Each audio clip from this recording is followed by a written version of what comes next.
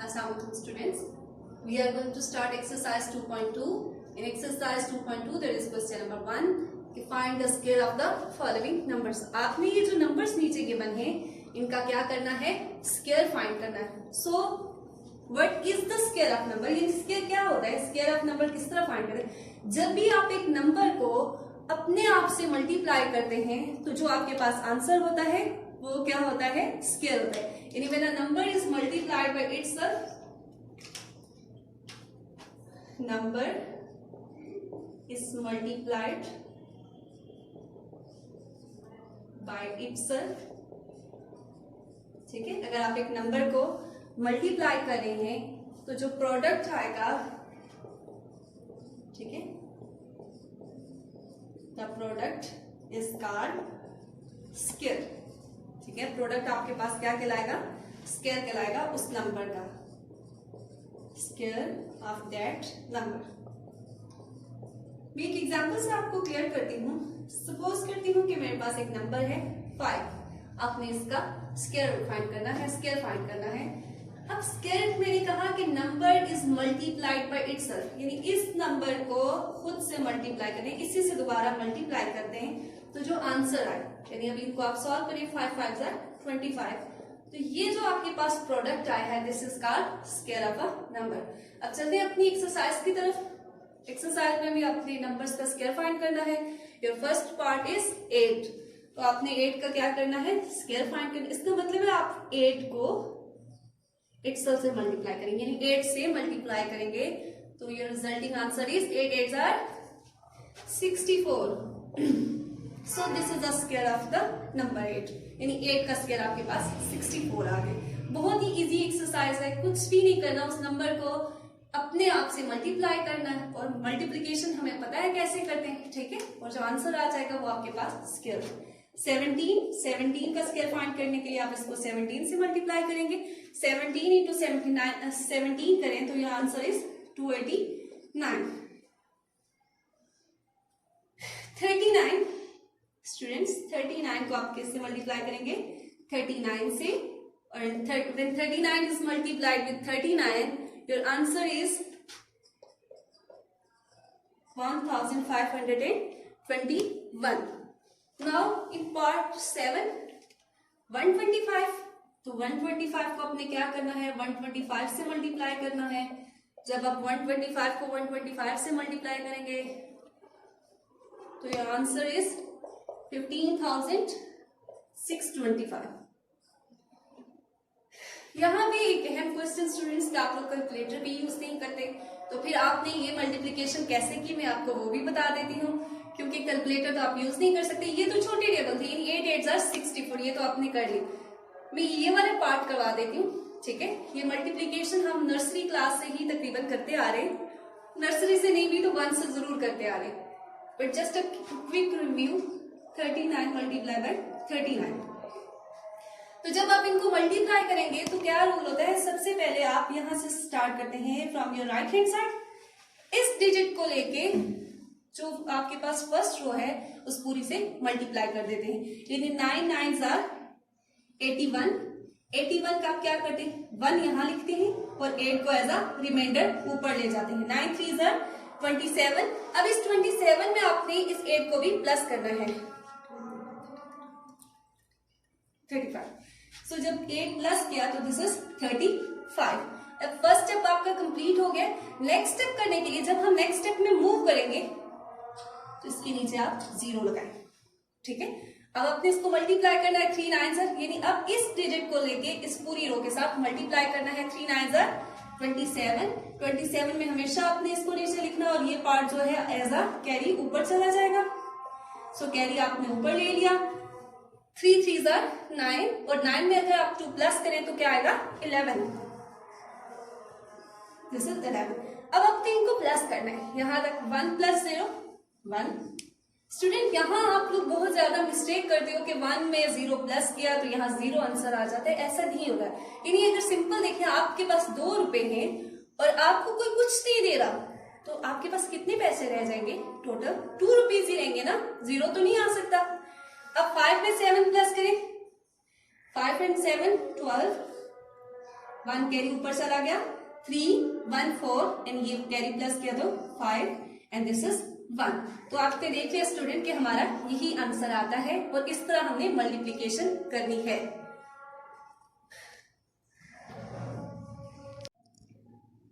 Now start with question number 2. Tell which of the following are perfect squares. कुछ parts हैं इस question के और आपने हर पार्ट के अंदर बताना है कि क्या ये जो नंबर लिखा हुआ है ये परफेक्ट स्क्वायर है या नहीं है।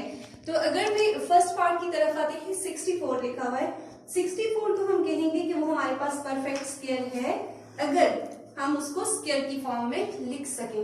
अब ये कैसे पता चलेगा कि अच्छा ये स्क्वायर की फॉर्म में लिखा जा सकता है कि नहीं, तो उसके लिए हम उसके प्राइम फैक्टर्स बनाएंगे। सो 64 पे स्मॉलर टेबल से स्टार्ट करते हैं, 2 से स्टार्ट करते हैं, 2 3 जा 6, 2 2 जा 4, 2 1 जा 2, ये कैरी इधर चला गया, 2 6 जा 12, 2 8 जा 16, 2 4 जा 8, 2 2 जा 4 एंड 2 1 जा 2। अब हम इनकी पेयरिंग करते हैं। उसने कहा था कि कोई भी नंबर परफेक्ट स्क्वायर होगा अगर वो स्क्वायर में एग्जिस्ट करे, तो हम दो दो के यहाँ पे पेयर्स बनाएंगे। यानी आपने 2 2 के पेयर्स बनाने, 2 क्रॉस, जितने भी इसके वो प्राइम फैक्टर्स आए सबको लिख लेती हूँ। अब उसने कहा था कि अगर ये परफेक्ट स्क्वायर होगा अगर इसके स्क्वायर में एग्जिस्ट, स्क्वायर फॉर्म में ये एग्जिस्ट करें, तो मैं इसके स्क्वायर की फॉर्म में लिख लूंगी, यानी दो दो को 2 की पावर 2 क्रॉस 2 की पावर 2। आपने देखा कि जितने भी इसके पेयर्स आ रहे हैं वो सब स्क्वायर की फॉर्म में एग्जिस्ट कर रहे हैं, यानी उन सबका स्क्वायर आ रहा है। देखिए यहाँ पे कोई भी ऐसा नंबर नहीं है, जैसे 2 ही है, 2 की पावर 2, 2 की पावर 2, तो ये सब स्क्वायर की फॉर्म में एग्जिस्ट कर रहे हैं। तो इसका मतलब है आपके पास क्या है, परफेक्ट स्क्वायर है। सो आप कह सकते हैं so it is a perfect square.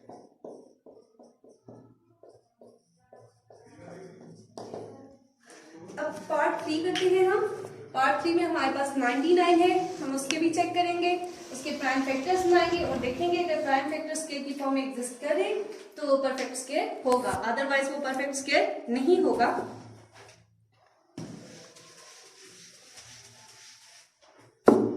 Part number 3 है हमारे पास 99। अब 99 का हमने क्या लेना है, इसी तरह हम एलसीएम लेंगे और एलसीएम से हम वो प्राइम फैक्टर्स फाइंड कर लेंगे। 99, अब जो सबसे छोटा टेबल है 2 का है और ऑब्वियसली वो 2 इस पे नहीं जा रहा, तो हम 3 से स्टार्ट लेंगे। 3 3 जा 9, 3 3 जा 9, 3 1 जा 3, 3 1 जा 3 और 11 क्या होगा, 11 1 जा 11। सो इसके जितने भी फैक्टर्स आए वो क्या है, 3 क्रॉस 3 क्रॉस 11। अब हम देखते हैं क्या हर फैक्टर स्क्वायर की फॉर्म में एग्जिस्ट कर रहा है। 3 तो स्क्वायर की फॉर्म में एग्जिस्ट कर रहा है, लेकिन स्टूडेंट्स अगर आप 11 को देखें तो वो स्क्वायर की फॉर्म में एग्जिस्ट नहीं कर रहा। तो उसने कहा था कि वो नंबर प्राइम फैक्टर नहीं होगा अगर वो स्क्वायर की फॉर्म में एग्जिस्ट नहीं करे। सो हम कह सकते हैं this is not a perfect square, क्योंकि परफेक्ट स्क्वायर के लिए जो भी हमारे पास जितने भी हमारे पास फैक्टर बने हैं वो सब स्क्वायर की फॉर्म में एग्जिस्ट करने चाहिए। नेक्स्ट पार्ट हम करते हैं पार्ट नंबर 5।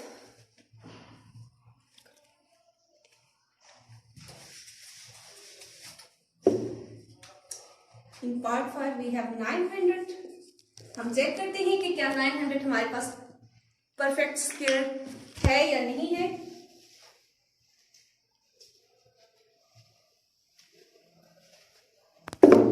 हम देखेंगे कि 900 हमारे पास परफेक्ट स्क्वायर है या नहीं, उसके लिए हम क्या लेंगे, उसके फैक्टर्स बनाएंगे और फिर देखेंगे क्या फैक्टर्स, हर फैक्टर जो उसका है वो स्क्वायर की फॉर्म में एग्जिस्ट कर रहा है या नहीं कर रहा। 900 जो टेबल है इस पे जो हम लेके जा सकते हैं वो सबसे मिनिमम टेबल वो क्या है, 3 का है। 3 3 जा 9, 0 इसी तरह ये नीचे आगे, 3 1 जा 3, ये 0 इसी तरह आगे।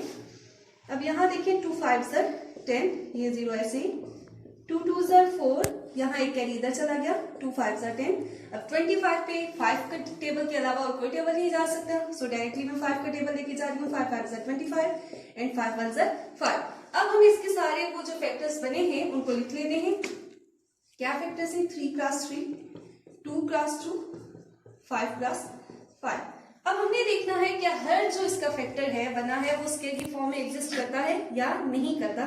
तो आप देखें 3 को हम लिख सकते हैं 3 की पावर 2, क्योंकि यहाँ 3 दो है और अगर आपके पास बेसिस सेम हो तो आप उनकी पावर्स ऐड कर लेते हैं। यानी यहाँ देखें ये बेस है और यहाँ इसकी पावर क्या है 1 और इसकी पावर भी क्या है 1। तो जब बेसिस सेम हो तो पावर्स क्या हो जाती हैं, एड अप हो जाती हैं। इसी तरह यहाँ 2 की पावर 2, 5 की पावर 2। तो आपने देखा कि इसके जितने भी फैक्टर्स हैं 3, 2 और 5 को तमाम स्केयर्स की फॉर्म में एग्जिस्ट करें तो हम यहाँ से ये कह सकते हैं कि it is a perfect square, एक परफेक्ट स्केयर है। ठीक है स्टूडेंट,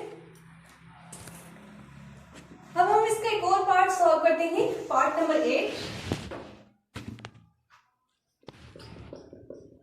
दैट इज 250 का पहले हम एलसीएम लेंगे और उसके जितने भी पॉसिबल फैक्टर है वो देखेंगे कौन कौन से हैं। 2 1 2, 2 2 4, एक कैरी इधर चला गया, 10 बन गया, 2 5 10। जब भी किसी नंबर के एंड पे 5 आता है तो इसका मतलब उस पर 5 का टेबल जाएगा, उसके अलावा किसी का टेबल नहीं जा सकता। तो 5 का टेबल में लेके गई, 5 1 5 2 10 और यहाँ से 2 रिमाइंडर इधर चला गया, 5 5 25, 5 5 25 एंड 5 1 5। सो इसके जो फैक्टर्स हैं वो कुछ इस तरह के हैं, 2 क्रॉस 5 क्रॉस 5 क्रॉस 5। अब मेरे हर एक फैक्टर को देखना है, 2 को देखें 2 क्रॉस 5 का स्केयर, यानी हमने स्केयर की फॉर्म में लिखना है तो उसको 2 और नेक्स्ट 5। अब अगर इसके तीनों फैक्टर्स को आप एनालाइज करें तो सबसे पहले फर्स्ट फैक्टर को देखने हैं यानी 2 को देखने हैं। तो क्या ये स्केयर की फॉर्म में एग्जिस्ट कर रहा है स्टूडेंट? नहीं कर रहा, आपके पास सिर्फ एक 2 है। इसी तरह सिर्फ ये एक फैक्टर है जो स्केयर की फॉर्म में एग्जिस्ट कर रहा है, ये भी स्केयर की फॉर्म में एग्जिस्ट नहीं कर रहा स्टूडेंट। तो हम कह सकते हैं this is not a perfect square, क्योंकि परफेक्ट स्केयर के लिए जितने भी इसके फैक्टर्स हैं उन सबको स्केयर की फॉर्म में एग्जिस्ट करना चाहिए। सो स्टूडेंट्स क्वेश्चन नंबर 2 के मैंने आपको 4 पार्ट्स करवाए हैं, जो रिमेनिंग पार्ट्स हैं वो इसी पैटर्न में आपने खुद ट्राई करने हैं, वो आपके लिए सेल्फ असेसमेंट है। Now student question number 3, right the pattern of the square of the following numbers. आपके पास जो नंबर्स हैं आपने उनका क्या करना है, उनके स्क्वायर के पैटर्न लिखने हैं। क्वेश्चन 3 का जो पार्ट 1 है उसमें आपको एक एग्जांपल उसने दी, मतलब सॉल्व करके बताइए कि वो पैटर्न आपने किस तरह लिखना है। इसका जो पार्ट 1 है वो उसने बुक पे ही सॉल्व करके दिया है कि किस तरह पैटर्न लिखना है। क्वेश्चन था 3 का square which is equal to 9, ये तो हमें पता है, लेकिन उसने कहा है कि आपने इसका पैटर्न लिखना है। और पैटर्न कैसे होगा स्टूडेंट? देखें, ये जिस नंबर का स्क्वायर था आपने उसे मिडल में रखना है, ठीक है। यानी 3 का स्क्वायर था, 3 को मिडल में रखा। अब 3 से आपने बैकवर्ड मूव करना है, यानी 3 से बैकवर्ड कौन से नंबर आते हैं? 2 और 1, और उनको लेफ्ट पे भी ऐड करना है, राइट पे भी ऐड करना है। यानी 3 मैंने लिखा, 3 के बाद 2, उसको राइट पे भी ऐड किया, लेफ्ट पे भी 1, उसको भी राइट पे भी ऐड किया और लेफ्ट पे भी। तो हम अपना पहला क्वेश्चन सॉल्व करते हैं और देखते हैं कि ये पैटर्न किस तरह के बन गए। बड़ी इंटरेस्टिंग किस्म का ये क्वेश्चन है। 8, तो मैंने कहा था कि जब भी जिस चीज का आपने पैटर्न लिखना है वहां से स्टार्ट लेना है। सो हमने 8 से स्टार्ट लिया। अब 8 से अगर हम बैकवर्ड मूव करें तो क्या आता है? 8 के अगर हम बैकवर्ड मूव करें तो क्या आता है? 7 6 5 4 3 2 एंड 1। ये तो आपने कर लिया इसकी लेफ्ट हैंड साइड पे ऐड। अब अपने इसी तरह इन्हीं नंबर्स को राइट हैंड साइड पे भी ऐड करना है, दैट इज 7 6 5 4 3 2 एंड 1। स्टूडेंट 8 का स्क्वायर आप लें तो ये 64 आता है। अब हम अपने इस पैटर्न से देख लें क्या वाकई वो 64 आता है कि नहीं। आप इनको ऐड करके चेक कर सकते हैं, ये 64 ही आ रहा है, ठीक है स्टूडेंट। मैंने इनको काउंट कर लिया सबको, ये 64 ही आ रहा है। सो हम अपना नेक्स्ट क्वेश्चन सॉल्व करते हैं।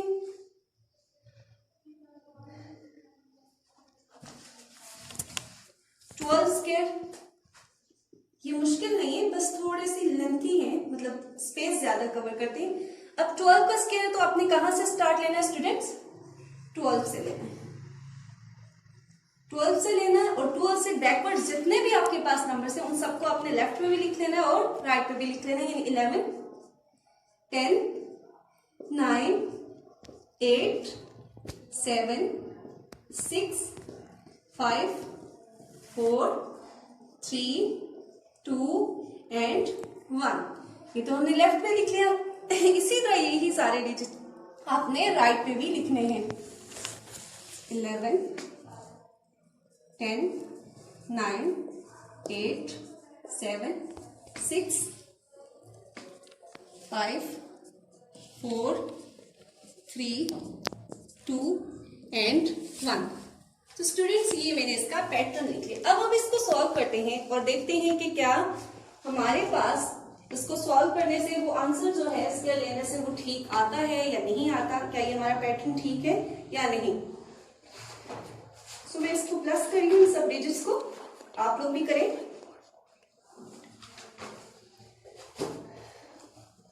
इन सब डिजिट्स को प्लस करने से स्टूडेंट मेरे पास आ रहा है 144। तो ये बिल्कुल ठीक है, आपने पैटर्न ठीक लिखा है, इसमें कोई इतनी ट्रिक नहीं है, कोई रॉकेट साइंस नहीं है। सिंपल आपने जिस नंबर का स्क्वायर है वहां से स्टार्ट करना है और उससे बैकवर्ड सारे नंबर लिखने हैं, 0 को छोड़ के, यानी 1 तक सारे नंबर आपने काउंटिंग नंबर्स लिखने हैं। राइट पे भी लिखने हैं, लेफ्ट पे भी लिखने हैं और इसके जो रिमेनिंग पार्ट्स हैं वो आपने खुद ट्राई करने हैं। ये बहुत ईजी है। इसी के साथ हमारी एक्सरसाइज 2.2 कंप्लीट हो गई है।